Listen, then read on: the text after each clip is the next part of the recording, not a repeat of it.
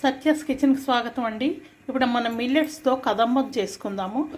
అన్నంతో ఎలా చేస్తామో మిల్లెట్స్తో కూడా అలా చేయొచ్చండి. నేను ఏ రకంగా చేస్తానో మీకు చూపిస్తాను.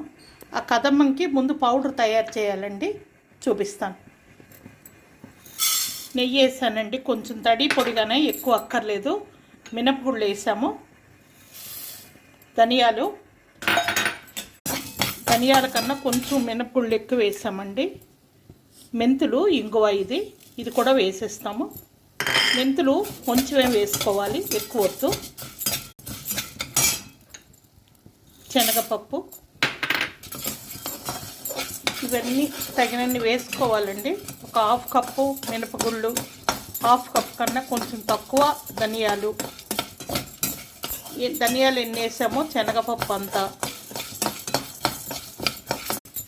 ఏది మీరు లేట్గా వేగుతుందో అది కొంచెం ముందు వేసుకొని వేపుకోవాలి. అన్నీ కమ్మగా వేపుకోవాలి.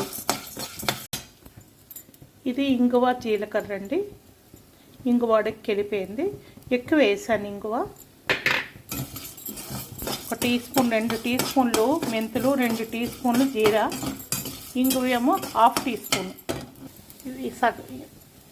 ఈ టైంలో మనం మిరపకాయలు వేసి, ఈ టైంలో జీలకర్ర వేసేయాలి.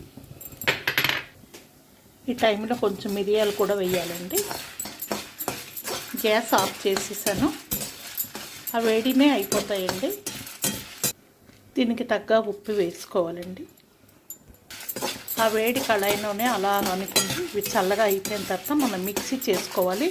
మిక్సీలో మెత్తగా చేయకూడదు, కొంచెం గడగడగా చేయాలి, అంతేనండి.